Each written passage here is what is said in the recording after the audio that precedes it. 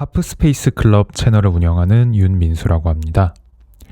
오늘은 처음으로 좀 길게 얘기해보는 영상인데요. 제가 이 채널을 만들게 된 계기는 축구 산업 내의 다양한 현장에서 직접 일하면서 느꼈던 밖에서 보면 안 보이는 사이사이에 숨어있는 그런 걸 좀 같이 얘기하고 그 관점을 통해서 축구를 더 재밌게 즐기고 여러분들이랑 의견도 같이 나누는 공간을 만들어 보고 싶었어요.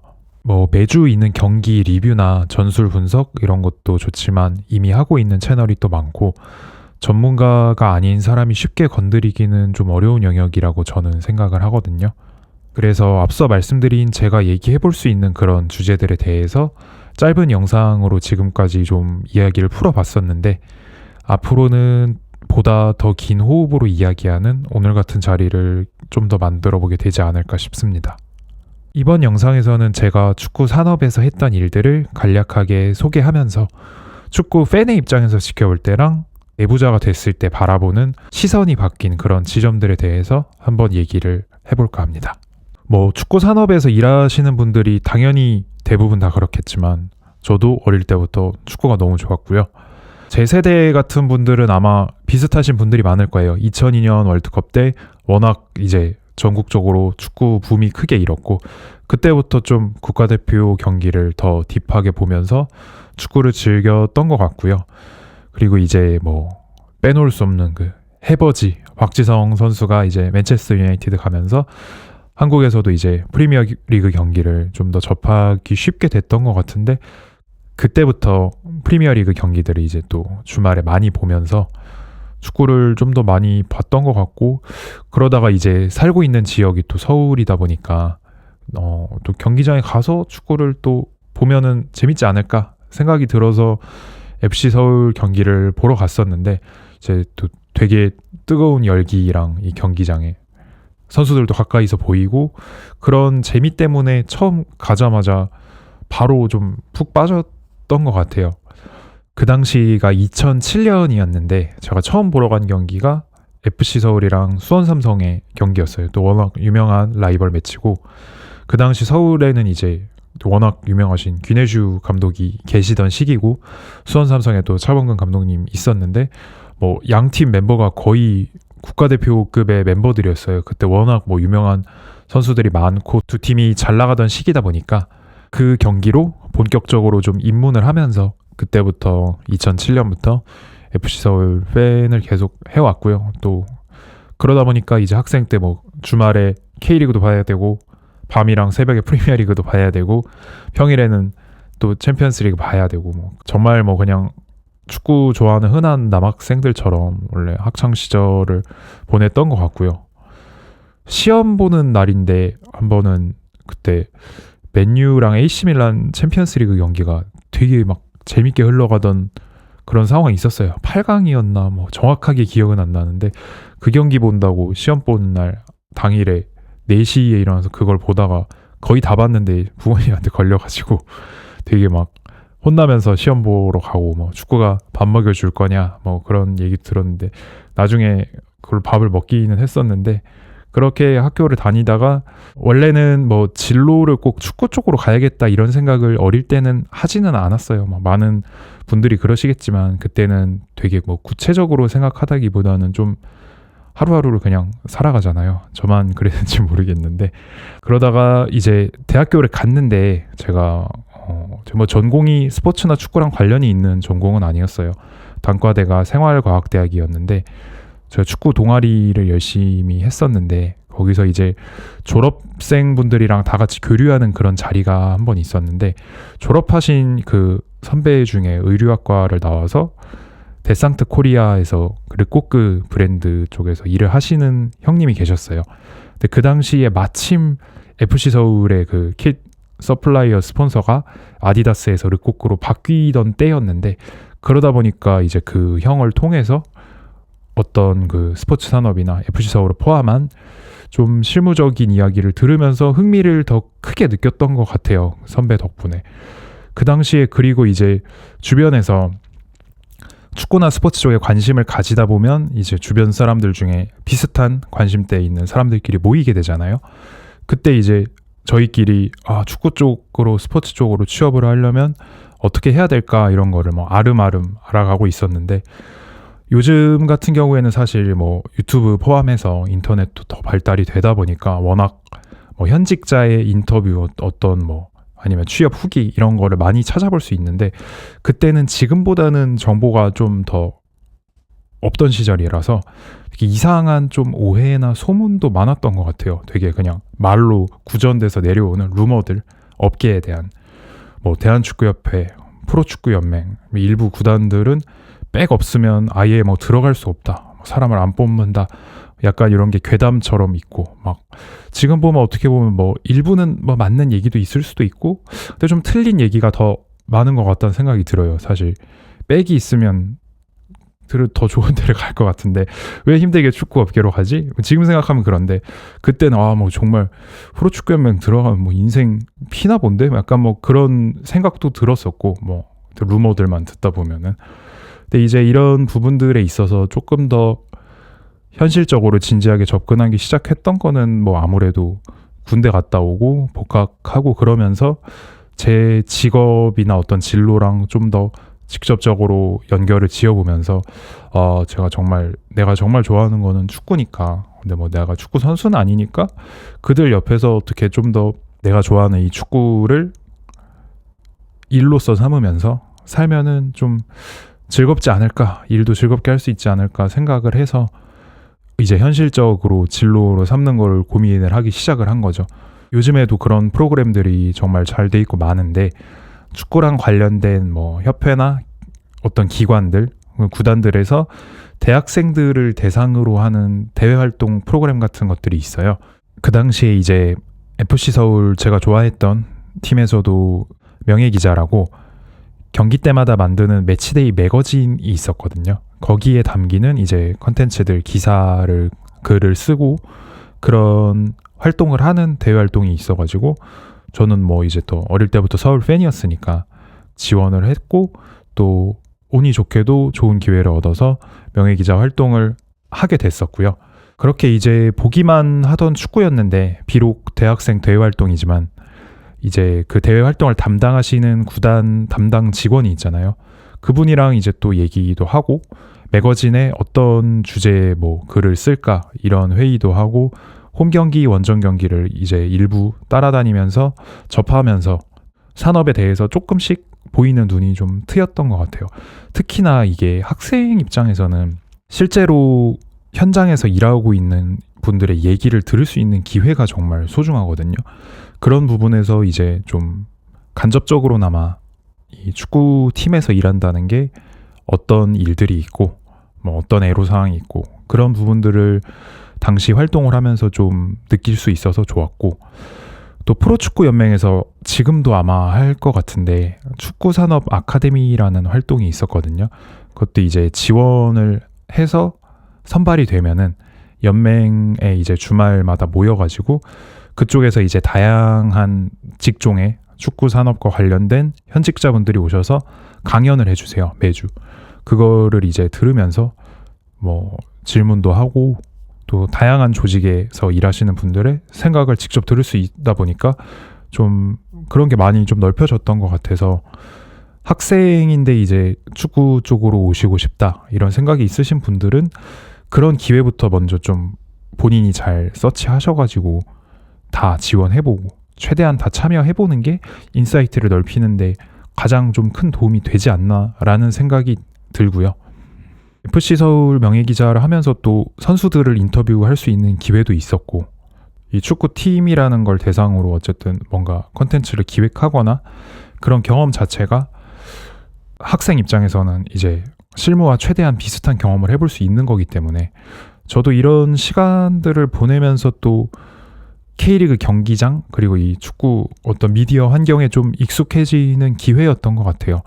대외 활동을 하면서 동시에 가끔 그 일일 알바 같은 것도 했었거든요, 홈 경기 때. 그런 기회들을 통해서 좀 현장을 간접적으로 체험할 수 있었던 것 같고, 동시에 또 제가 K리그도 좋아하지만 프리미어리그를 즐겨보면서 웨스트햄 유나이티드의 팬이었는데, 이런 부분에서도 좀 경험을 해보고 싶더라고요. 욕심이 계속 생기더라고요. 진로를 정하고 나니까 이제 K리그 현장 이런 데서도 겪어보다 보니 축구가 더 재밌어지고 일하고 싶다는 어떤 욕심도 더 생기다 보니까 축구의 본토가 어쨌든 영국이잖아요.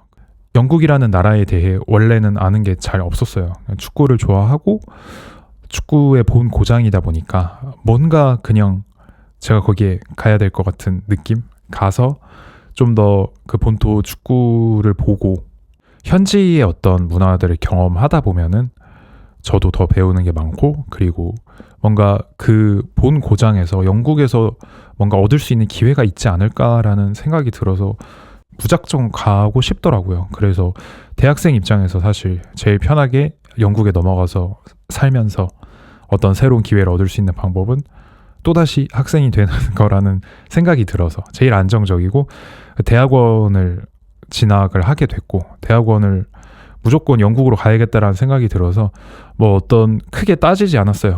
영국에 대한 정보가 없으니까 그냥 학교 뭐 랭킹만 보고 결정해서 이 학교가 좋다는 것 같으니까 이 학교로 대학을 가야겠다, 이런 식으로 유학을 가게 됐고, 무작정 석사 유학을 가게 됐는데, 저 대학원 가서도 초반에는 정말 그냥 축구를 엄청 보러 다녔어요. 너무 재밌었고, 제가 있었던 쪽이 이제 레스터셔의 러프버러라는 도시였는데, 제일 가까운 데는 이제 뭐 프리미어리그 우승으로 유명한 레스터 시티가 있었고, 또 인근에 금방 갈 수 있는 거리에 더비 카운티나 노팅엄 포레스트, 뭐 버밍엄 시티나 아스톤 빌라도 뭐 조금 거리가 있긴 한데 한 1시간? 1시간 반 정도면은 갈 수 있는 거리였고요. 울버햄튼도 있었고, 또 이런 팀들의 경기를 엄청 보러 다녔어요. 뭐 FA컵, 리그컵, 리그 따지지 않고 보러 다니면서 너무 재밌는 거예요. 그냥 이 영국에서 제가 축구를 보고 있다는 것 자체가 경기장에 그냥 공기도 다른 것 같고, 공부 안 하고 이렇게 축구만 보러 다니고 있을 초반 그 시절 즈음에 그 이제 친한 지인한테 카톡이 왔는데, 골닷컴에서 사람을 뽑는다는 거예요. 골닷컴에서 영국에 살면서 어떤 기사를 쓸 수 있는 현지 기자를 뽑는다라는 그런 내용을 보게 돼가지고 너무 좋은 기회고, 제가 한국에 있을 때부터 생각했던, 어쨌든 어떻게 영국 넘어가서 비비다 보면은 뭔가 프리미어리그 관련된 뭔가를 해볼 수 있지 않을까라는 생각에 정말 딱 들어맞는 그런 일이었기 때문에, 마침 또 FC 서울에서 대외 활동을 하면서 매거진에 있는 기사들을 썼던 것들이 다 레퍼런스가 있어가지고 그런 자료들을 이제 제출하면서 지원서를 썼고, 너무 운이 좋게도 뭐 기회를 받게 돼서 일을 하게 됐는데요. 그때부터 이제 대학원 생활과 병행하면서 뭐 평일 저녁이나 주말에 프리미어리그 경기장들을 다니고 기사도 쓰고, 정말 지금 생각해도 너무 행복한 추억들이었는데, 또 제가 첫 번째로 현장 취재를 갔던 경기가 마침 또 제가 좋아하는 웨스트햄과 토트넘의 경기였는데요. 또 런던 스타디움으로 영광스럽게도 첫 현장 출근을 웨스트햄 경기장에서 했었고, 이때부터 다양한 경기장들을 다니면서 다양한 팀들을 취재하면서 또 느낀 점은 뭐 당연히 규모가 다르죠. 뭐 프리미어리그랑 한국이랑은 당연히 규모가 다른데, 조금 더 영국에서 느낀 점은 경기를 어떻게 운영할 때 홈팀에서 축구 그 자체가 콘텐츠라는 느낌을 조금 더 많이 받았어요. 경기장에는 어쨌든 경기를 보기 위해 오는 팬분들이신데, 좀 더 국내 프로스포츠에서는 그 이벤트라던가 이런 데 집착을 하는 느낌이 있달까? 요거는 제가 일하면서 든 생각은 아닙니다. 관중으로서 경기장을 다닐 때 받은 느낌인데, 조금 더 국내 리그들에서는 너무 행사나 이벤트에 좀 집착을 많이 하는 것 같다는 느낌을 가끔 받을 때가 있었고, 다만 근데 프리미어리그 경기장에 가보면 대부분 물론 종종 이벤트를 하는 경우도 있습니다만, 경기 전에 선수들이 훈련할 때나 뭔가 특별한 이벤트를 많이 하지는 않아요. 경기에 좀 더 집중할 수 있게 하는 부분이 있는 것 같고, 선수들 웜업하고 있을 때도 뭐 전광판이나 이런 데서도 크게 어떤 뭔가를 튼다기보다는 조용히 그냥 뭐 훈련하고 있을 때 있다가 선발 라인업 나오면 소개를 시작하는데, 이런 부분에서도 조금 더 깔끔한 느낌이라고 할까요? 조금 짧고 임팩트 있게 그냥 선수들 사진만 딱딱 보여주면서 아나운서가 한 명씩 그냥 11명의 이름 불러주고, 그 다음에 뭐 이제 선수 입장 딱 하면서 앤썸 나오고 경기 딱 시작하고 뭔가 좀 아나운서가 말을 많이 안 한달까요? 좀 진행이 깔끔한 느낌? 개인적으로 저는 사실 이런 부분이 조금 더 좋았던 것 같고요. 물론 프리미어리그 같은 경우에는 그 축구만 보러 수많은 관중들이 와서 축구를 딱 보고 가시고 계속 또 오지만 국내 같은 경우에는 아무래도 조금 더 많은 팬들을 확보해야 되는 그런 입장이 있다 보니까 경기 중에 어떻게 보면 조금 더 재밌는 경품 이벤트라던가 경기장에 오신 분들을 좀 더 즐겁게 하기 위한 가족 단위 팬들을 겨냥한 그런 부분이 조금 더 있는 경향인 것 같아요. 그런 부분이 안 좋다는 얘기는 아니고, 드리고 싶었던 말씀은 영국에서는 아무래도 그 축구라는 이 90분의 경기 자체가 너무 막강한 컨텐츠다 보니까 이런 부분에 사실 초점이 많이 맞춰져 있는 것 같고, 그 외에는 뭘 많이 하지 않아도 팬들이 많이 오고 그런 홈경기 문화가 있는 것 같다라는 얘기를 드리고 싶었고요. 또 이렇게 매주 경기장을 다니면서 특히 주로 한국 선수들, 이제 당시에 손흥민 선수가 토트넘 소속이었고 기성용 선수는 뉴캐슬 소속으로 경기를 하고 있었는데, 이 선수들의 경기 위주로 경기장을 다니면서 정말 대단한 대한민국 레전드 선수들이잖아요. 이분들의 경기를 매주 보고 끝나고 인터뷰하고 기사를 쓰고 이런 좀 영광스러운 일이, 처음에 정말 얘기할 때는 막 너무 떨리는 거예요. 만약 뭐 어떤 연예인 팬이 자기가 좋아하는 연예인을 바로 옆에서 보았는데 말도 하고 대화도 하고 같이 일도 하는 그런 느낌? 그래서 초반에 막 이 두 선수 인터뷰하고 이럴 때는 경기장 가기 전날부터 막 예상 질문 이런 거 메모장에 혼자 막 써서 자꾸 외우고 괜히 막 다시 막 수십 번 읽어보고 그러면서 경기장을 항상 갔었는데, 막상 질문하고 할 때도 막 이게 떨려가지고 말이 잘 안 나오기도 하고 떨고 그런 시기도 있었고 처음에는. 근데 이런 게 이제 여러 경기 반복되고 시간이 지나면서 저도 선수들과 대화하는 법, 뭐 인터뷰하는 법에 대해서 좀 많이 배우고 어느 정도 익숙해지는 그런 시기였던 것 같고요. 기자를 하면서 또 느꼈던 점들은, 그 당시에 이제 제가 골닷컴에서 기사를 쓰면 골닷컴 홈페이지도 올라가지만 우리가 주로 기사를 많이 보는 건 결국 포털 사이트의 뉴스란에서 많이 접하잖아요.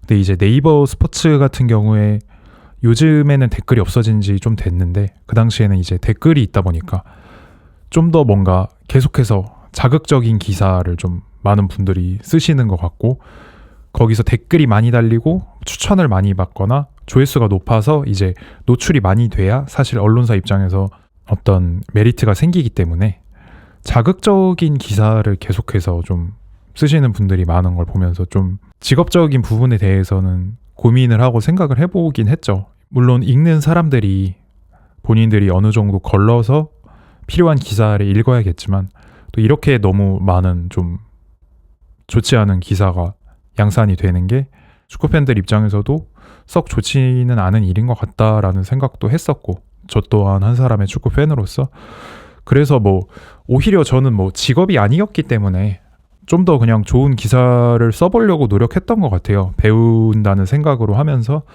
당연한 주제나 좀 자극적인 주제보다는 어떤 영국 현지에 있는 사람으로서 조금 더 전달할 수 있는 그런 이야기들을 좀 전하려고 노력을 했었고, 주말에는 이제 경기장에서 일어난 일들에 대해 기사를 주로 썼고, 평일에는 또 어쨌든 제가 영국 축구 담당이었다 보니까 계속해서 영국에서 일어난 축구계 일들에 대한 기사를 썼는데요. 한국 기자들이 외국 리그에 대한 소식을 쓸 때 현지에 어떤 정말 실제로 아는 정보원이 있는 경우는 많이 없기 때문에 보통은 이제 현지에 있는 유력 언론사의 기사들을 번역해서 살을 붙이거나 재구성해서 소식을 전달하는 경우가 많은데요. 저도 그래서 항상 BBC나 스카이 스포츠를 모니터링 하면서 괜찮은 소식이 있으면은 조금 재밌게 한글로 다듬어서 기사를 송고하고 했었는데, 어느 날 한 번은 모 기자가 쓴 글을 네이버 스포츠에서 제가 읽었는데 제가 이미 올렸던 기사랑 너무 똑같은 거예요, 내용이. 근데 읽어보니까 저는 어떤 현지 언론의 기사를 인용해서 기사를 쓸 때 단순히 전체 글을 번역해서 하는 내용으로는 잘 쓰지 않았어요. 순서도 많이 바꾸고 제가 어떤 가지고 있거나 정리해놓은 데이터를 활용한다거나 그런 식으로 인용을 해서 많이 썼는데, 제가 쓴 그 한글 기사 자체를 거의 그대로 토시 하나 안 틀린 문단도 있었고, 그런 쓴 글을 보고 조금 충격을 받았었어요. 이거를 뭐 기자들끼리 우라카이라고 하는 은어가 있는데 베껴 쓰는 표절이죠. 흔히 말하면 어떻게 보면 표절인데, 그런 걸 한번 보고 조금 당황해서 주변에 친한 지인들과 이렇게 얘기를 하다가 뭐 좀 당했네, 우라카이 당했네, 그냥 참아라, 뭐 이렇게 한번 넘어갔었는데, 그 똑같은 사람이 제 것만 계속 그 베껴 쓰는 거예요. 여러 번을. 그 시기 동안 그 당시에는 계속 여러 번의 그게 있어가지고 좀 솔직히 말하면 좀 화도 나고 한심하더라고요. 그분이 어쨌든 이게 프로필이 기자들은 밑에 얼굴 뜨잖아요. 언론사랑 나이도 좀 있는데, 저는 뭐 돈을 받고 기사를 쓰긴 했지만 학생이 이제 학교를 다니면서 같이 하는 일인데, 제가 열심히 쓴 글을 그 직업으로 기자를 하신다는 분은 정말 쉽게 그냥 딸깍 베껴서 그냥 기사 자꾸 올리고, 한두 개가 아니야 그냥. 그래가지고 좀 화가 나긴 하더라고요. 그런 것들을 보면서 뭐 좀 깊게는 기자의 직업 윤리라던가 이런 거에 대해서도 좀 생각해보는 계기가 되었고, 뭐 당시에 한간에 듣기로는 그 모 기자분의 언론사 회사가 뭐 사정이 썩 좋지 않아서 자꾸 막 기사를 양산해 내라고 압박을 하고, 네이버에 조회수를 올려야 된다, 뭐 이런 식으로 압박을 하도 많이 해서 뭐 좀 그런 게 아닐까라는 뭐 주변에 인물의 추측도 있었는데, 뭐 사실 그거는 제가 알 바는 아니고요.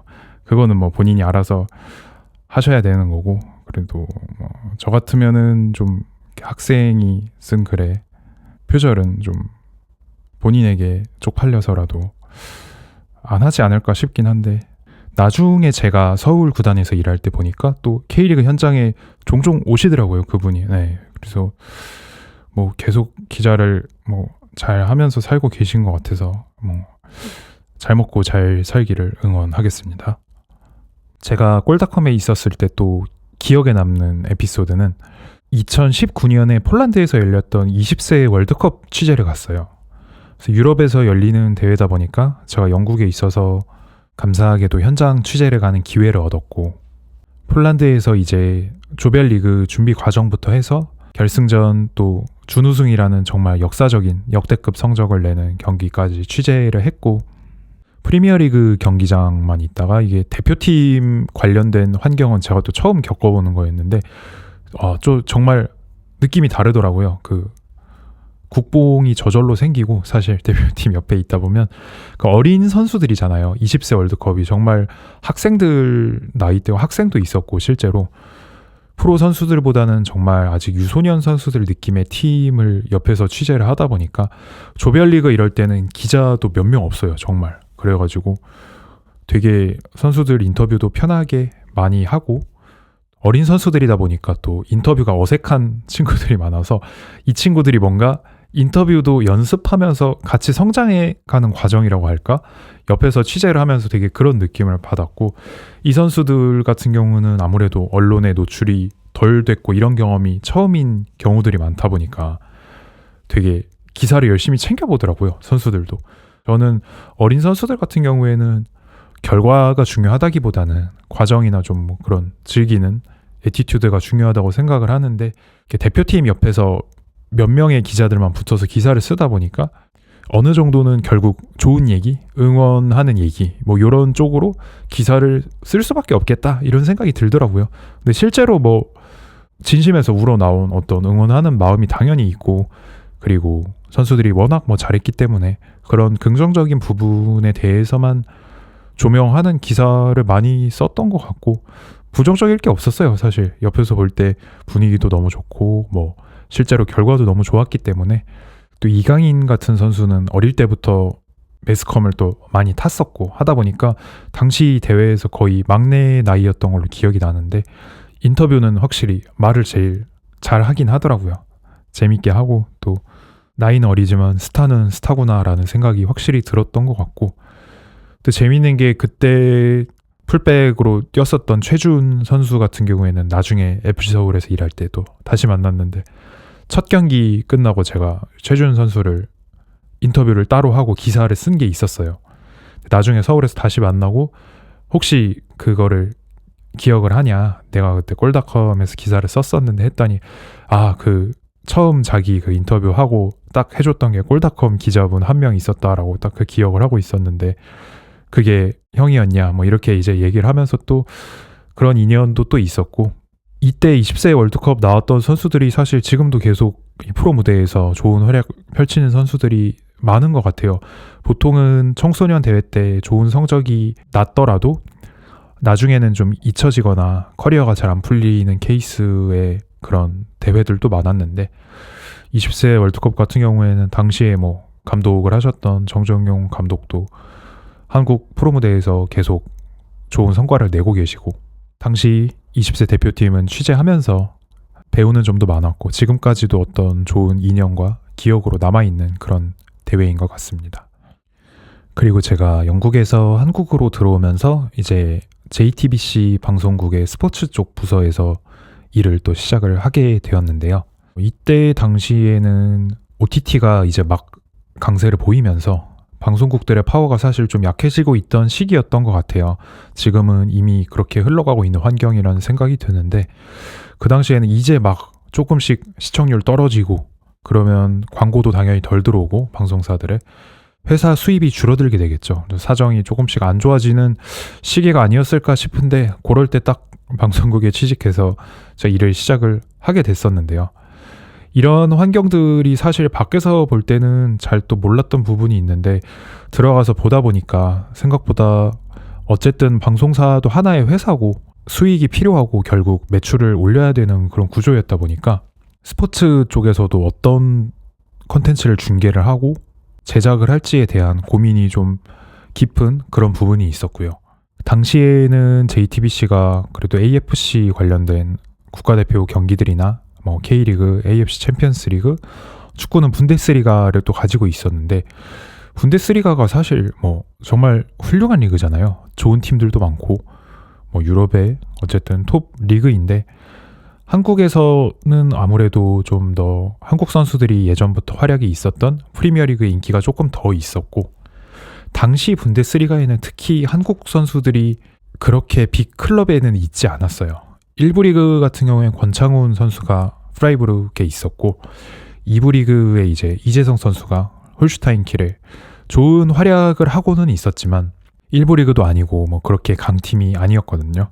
그런 상황에서 한 번은 이제 분데스리가 쪽 연맹 담당자분들이 독일에서 출장을 오셔서 중계권 재계약 협상에 대한 미팅을 한번 했었는데, 제가 이제 미팅에 들어갈 때만 해도 아직 이 방송사의 시선이 머릿속에 확실하게 막 완전히 자리 잡진 않았을 때 이렇게 미팅에 참여를 했는데, 저희 쪽 윗선에서 그런 얘기를 했었어요. 분데스리가의 솔직히 매력이 너무 없다.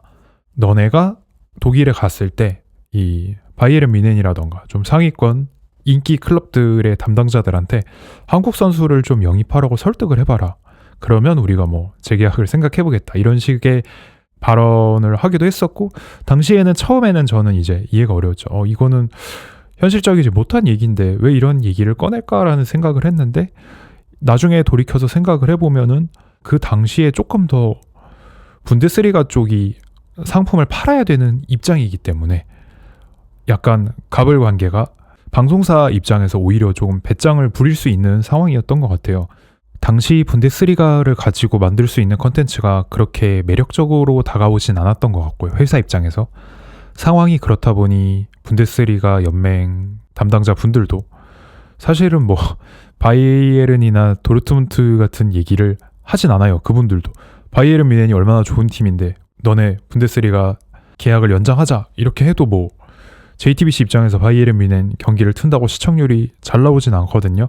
다만 그때 이제 시청자들의 의견은 많았어요. 항상 게시판 이런 데에 올라오는 건의사항을 보면 왜 홀슈타인키 경기를 하고 뮌헨 경기를 안 보여주냐 하는데, 회사 입장에서는 바이에른 뮌헨이 경기를 해도 이재성 선수나 권창훈 선수가 나오는 경기가 시청률이 조금이나마 좋기 때문에 그런 선택을 할 수밖에 없는 부분이 있고, 그러다 보니 협상 미팅에서도 분데스리가 쪽에서는 지금 프라이부르크가 좀 잘하고 있는데 내년에 어떤 챔피언스리그나 유로파리그를 나갈 수도 있지 않겠냐.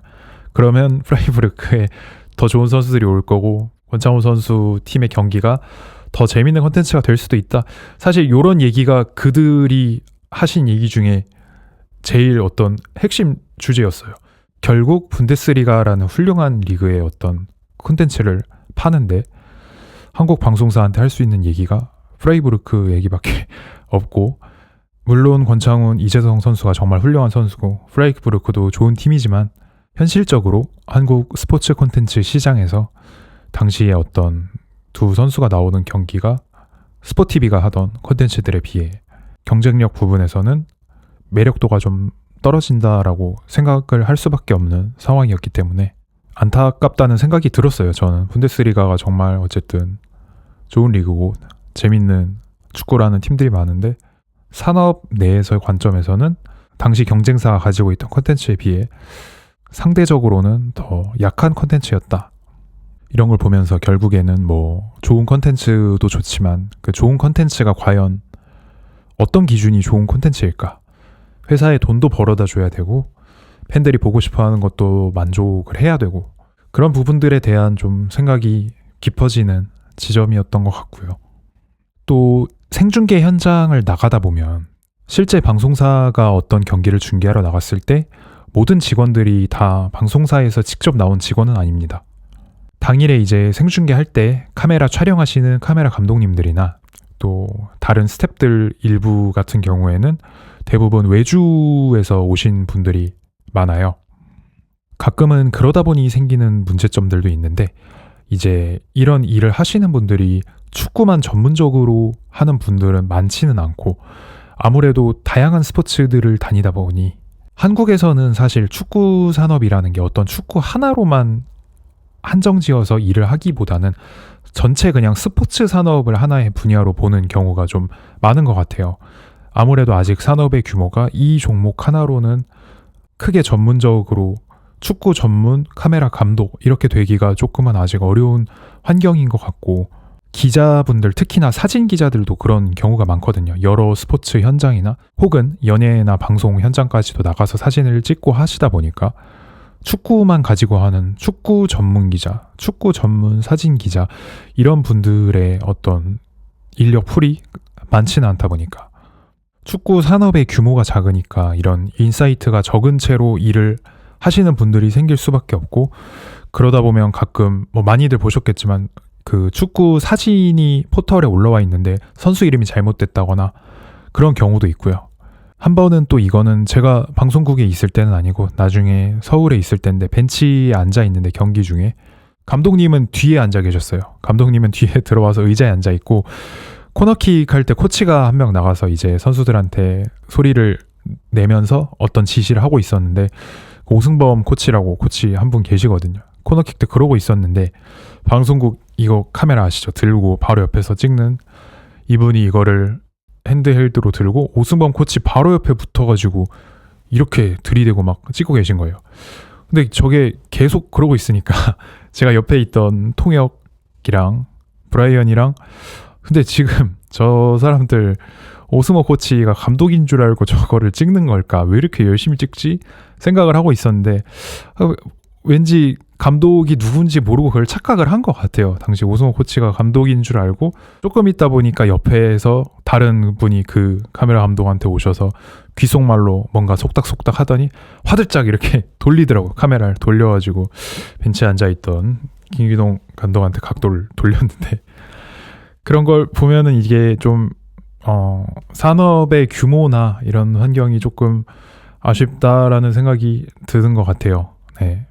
K리그의 그 중계권 규모도 사실 제가 JTBC에 있을 때도 사실상 거의 뭐 공짜로 중계한 수준이나 다름이 없고, 지금 쿠팡 플레이가 온라인 디지털 독점으로 하는데 사실 여기도 보면 쿠팡 플레이 시리즈 그 친선 경기라거나 좀 여러 가지 이해관계가 얽혀 있는 것으로 보이고, K리그라는 콘텐츠가 하나의 좀 재밌는 콘텐츠로 인정을 받고 돈을 써서 중계한다기보다는 지금까지는 국가대표팀이나 뭐 좀 더 큰 어떤 축구 관련된 콘텐츠를 하기 위해서 이게 방송사 입장에서 이미지적으로도 좋고 우리는 국내 리그 K리그 중계를 합니다. 경험도 있습니다. 뭐 좀 축구 전문 느낌이나 긍정적인 인상을 줄 수 있기 때문에 혹은 뭐 협회나 연맹에 잘 보이기 위해 그런 용도로 좀 많이 활용이 되었다는 생각이 드는데요.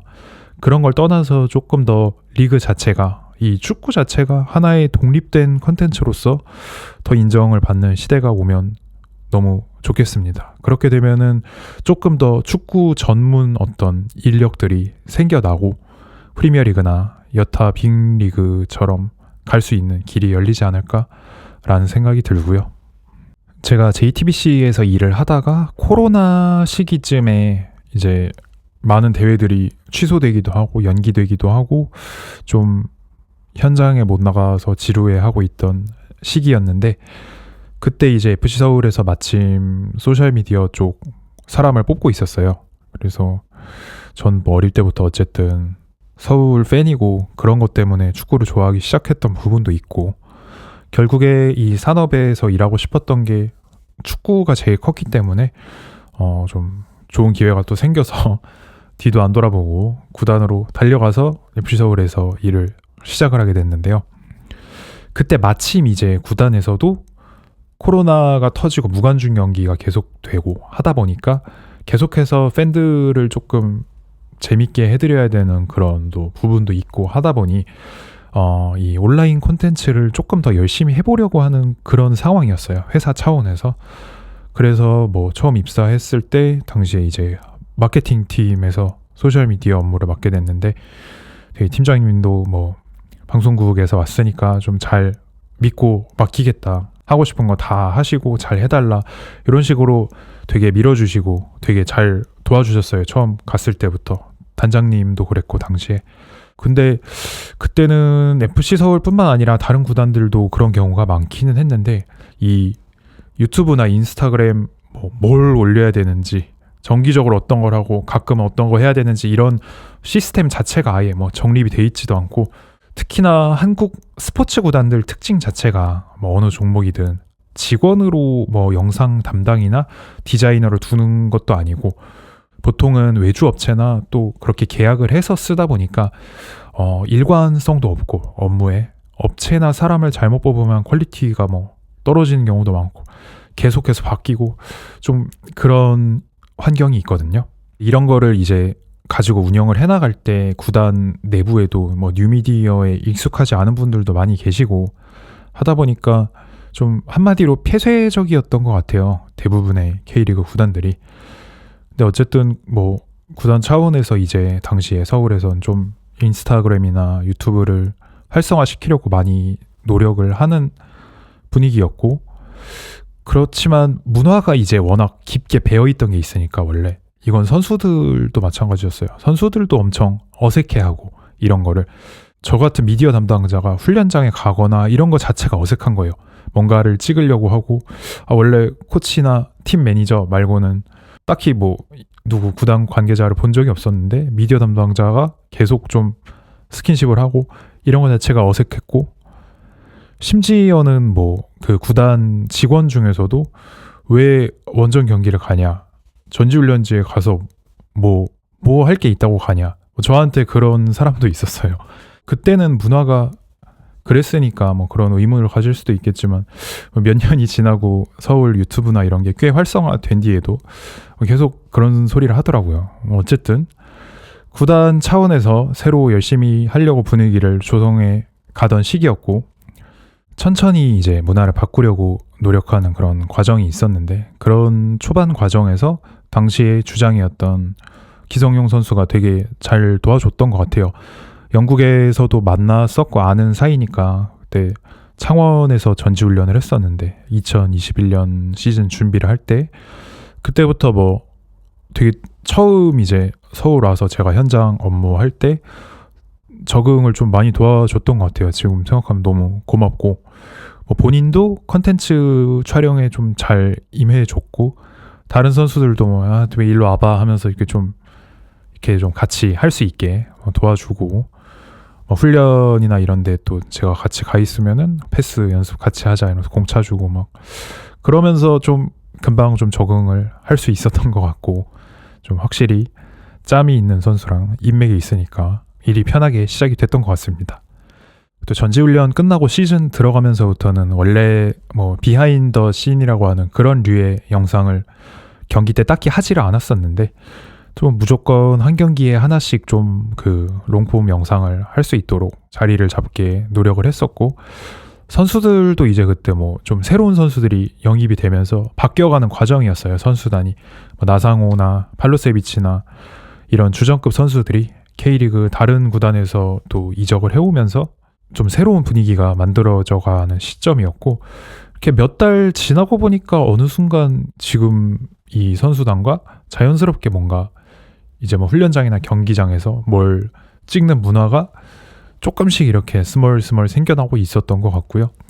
돌이켜보면 당시에 이제 구단의 사업 개발팀에서도 또 굉장히 또 일을 열심히 잘 해주셔가지고 언젠가부터는 스폰서도 되게 좋은 회사들이 많이 들어온 것 같아요. FC 서울에는. 그러면서 뭐 브랜디드 콘텐츠라던가 이런 좀 새로운 거리도 많이 생겼고, 또 그 다음 해부터는 전지훈련 갔는데 뭐 라이브 방송도 자주 하고, 인스타에 이제 뭔가가 올라오면 선수들이 댓글도 또 많이 달아주고, 그럼 그게 또 이제 팬들 사이에서 다시 바이럴이 되면서 그런 부분이 있었던 것 같고, K리그에서 일을 하다 보면은 다른 팀 직원분들이랑 되게 또 친해지는 부분도 있고 같이 얘기하는 그런 자리가 또 있어요. 연맹에서 비슷한 업무를 하는 그런 부서들끼리 또 모임의 자리도 주선을 해주시고, 그러면서 특히나 이 소셜 미디어 하시는 분들끼리는 서로 많이 도왔거든요.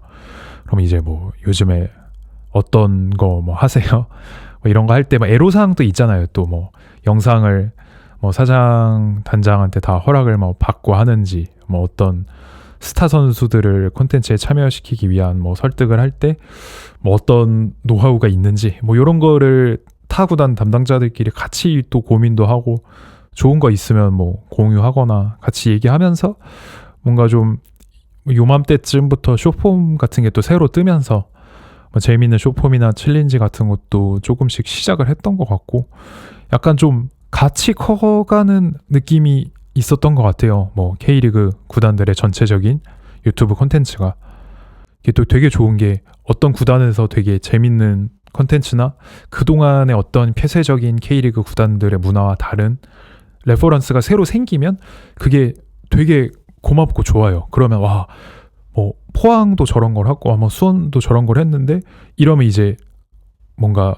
일하는 사람 입장에서는 어떤 설득할 만한 거리가 생기는 거거든요. 내부적으로.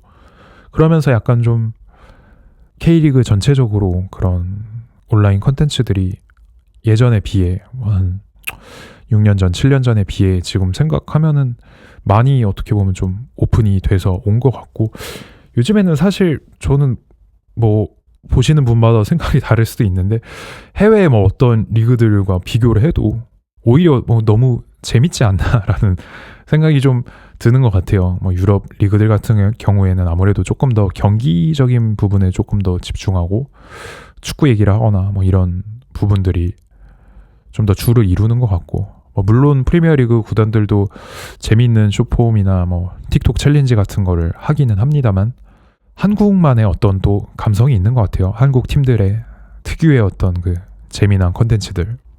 이런 거를 구단에서 디벨롭 시켜가는 과정에서 제가 또 일을 했던 것 같아서 지금 돌이켜서 생각해보면 굉장히 좀 뿌듯한 시기였던 것 같고, 사실 이 구단 콘텐츠를 담당한다는 게 사실 부담도 있거든요. 되게 팬분들이 항상 답답해하거나 아쉬워하는 부분 중에 좀 큰 부분이 콘텐츠 관련된 영역도 있는데, 프로팀이라는 현장에서 일을 하다 보면은 아무래도 구단 분위기가 성적을 따라갈 수밖에 없잖아요.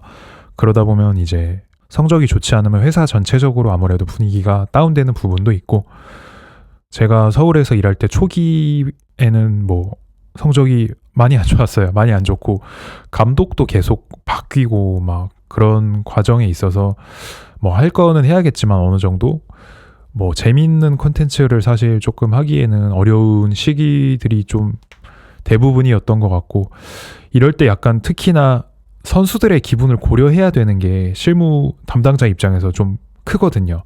뭔가를 찍을 때 결국 선수들의 기분을 고려하고, 어쨌든 이 선수와 제가 단순히 그냥 뭐 구단 직원과 선수를 떠나서도 그냥 인간 대 인간으로서 관계를 잘 맺어야 나중에도 뭐 계속해서 어떤 콘텐츠 촬영이나 업무적으로 얘기를 할 때 기분 좋게 얘기를 할 수가 있고, 경기가 잘 안 풀리고 성적이 안 좋으면 대부분 뭐 선수들도 아무래도 컨디션이 좀 좋지 않은 경우가 있기 때문에 요즘 너무 컨텐츠가 없고 조회수도 떨어지고 팬들의 어떤 민심도 좋지 않으니까 이럴 때 재밌는 걸 한번 해야겠다 해서 억지로 뭐 제가 선수들을 강제로 막 이거 찍어 하고 시킬 수도 있겠죠. 저보다 어린 선수들이나 말 잘 듣는 선수들을 대상으로.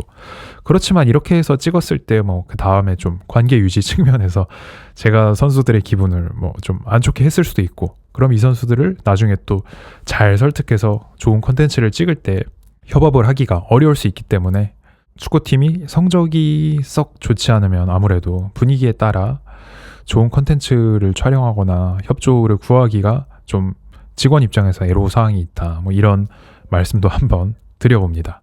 그렇게 제가 미디어 업무를 하다가 운영팀으로 부서가 바뀌고 나서는 선수단 매니저를 맡았었는데요. 제가 이렇게 업무가 바뀐 상황에 감독도 바뀌었었어요, 구단에. 그래가지고 제가 예전에 쇼츠에서 했던 얘기인데, 영국에서 헤드코치와 매니저라는 명칭의 그 차이가 있잖아요. 한국은 뭐 감독이라는 글자로 다 표현이 되는데, K리그 감독들은 지금 생각해보면 대부분 매니저형 운영을 하는 것 같아요. 감독이 새로 올 때마다 구단에서 어떤 뭐 감독이 원하는 방식을 많이 밀어주는 편이고, 좀 반대로 말하면 어떻게 보면 한국 구단들은 구단이 가지고 있는 어떤 강력한 시스템이 부족하다라는 뭐 얘기일 수도 있고, 어쨌든 많이 맞춰주는 편인데, 저도 새로 선수단 쪽에 왔고 이게 감독도 새로 왔다 보니까 감독님도 이거 원래는 뭐 이런 거를 뭐 어떻게 했는지 이렇게 물어봐도 저도 제가 경험이 없으니까 잘 모르고, 뭐 이런 상황에서 감독님이랑 같이 좀 뭐 새로운 어떤 팀을 위한 시스템을 같이 만들어 가려고 시즌 들어가기 전에 대화를 많이 했고, 근데 그런 과정에 선수들도 많이 바뀌었어요. 뭐 링가드 같은 유명한 선수들도 왔었고, 그때부터 해서 이렇게 한 2시즌 동안 선수단 쪽에 붙어 있으면서 좀 새로운 시각으로 축구팀을 많이 바라보게 됐던 것 같아요. 원정 경기 이동할 때 뭐 방식이라거나 뭐 훈련을 몇 시에 할지 뭐 이런 거를 새로 오신 감독님이랑 같이 얘기를 하고 하면서, 이런 생활적인 서포트가 경기에 어떻게 영향을 미칠까, 이런 부분에 대해서도 고민이나 생각을 좀 해보게 되고, 전지훈련도 그렇고 뭐 평소에 훈련할 때나 경기 뭐 원정 경기 이동하고 호텔에서 같이 있고 식사하고 라커룸에 머물고 이런 걸 해보면서, 예전에는 제가 축구팀에 일하면서도 신경을 못 썼던 부분에 대해서 새로 배울 수 있게 되더라고요. 또 어떻게 보면 사소한 건데 당시에 이거를 왜 신경을 못 쓰고 있었을까 했던 부분 중에 하나가, 새로 오신 감독님이랑 이런저런 얘기를 하다 보니 선수들이 입는 단체복 같은 경우도 정말 옛날에 만들어 놓은 그런 템플릿으로 그걸 계속 안 바꾸고 진행을 해왔더라고요.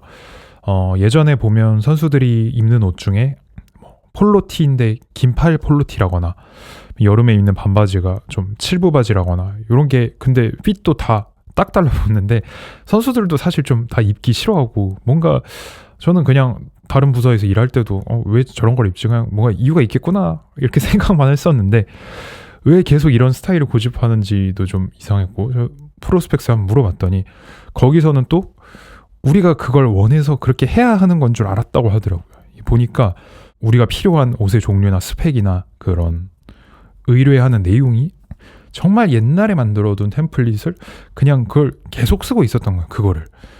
그래가지고 이런 얘기를 또 새로 오신 감독님이랑 여러 가지에 대한 논의를 하고 있을 때 또 얘기를 해가지고 해외 구단 사례도 좀 참고를 하고, 프로스펙스랑 미팅하면서 개선할 수 있는 부분은 좀 하려고 하고 그렇게 했었고, 이게 이런 부분들이 사실 대부분의 K리그 구단들 뿐만이 아니라 다른 프로스포츠 구단도 마찬가지인데, 인력이 부족한 부분도 많고, 혹은 뭐 절대적인 인원 자체가 조금 있어도 실제로 일하는 사람이 많이 적다거나 그런 팀들이 많거든요. 이게 업무 특성상, 산업 특성상.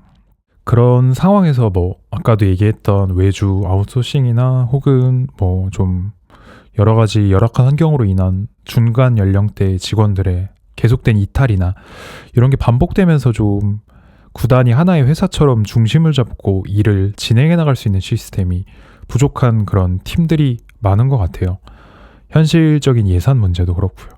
그러다 보니 어떻게 보면 좀 더 챙기고 개선할 수 있는 부분들에 대해서 좀 조명을 못하는 경우가 많은 것 같고, 또 선수단 쪽 업무를 해보다 보니까 이게 생각보다 들어가는 돈도 많아요. 또 구단에서.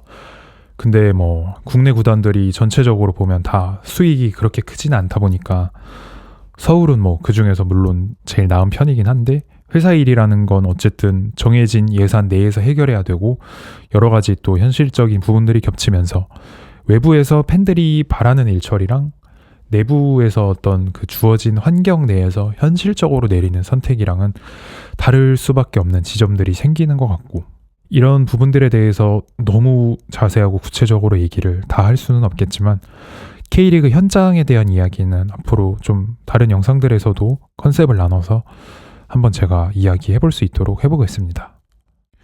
오늘은 이렇게 제가 축구 산업에서 일하면서 관점이 바뀌게 됐던 그런 부분들에 대해서 몇 가지 이야기를 해봤는데요.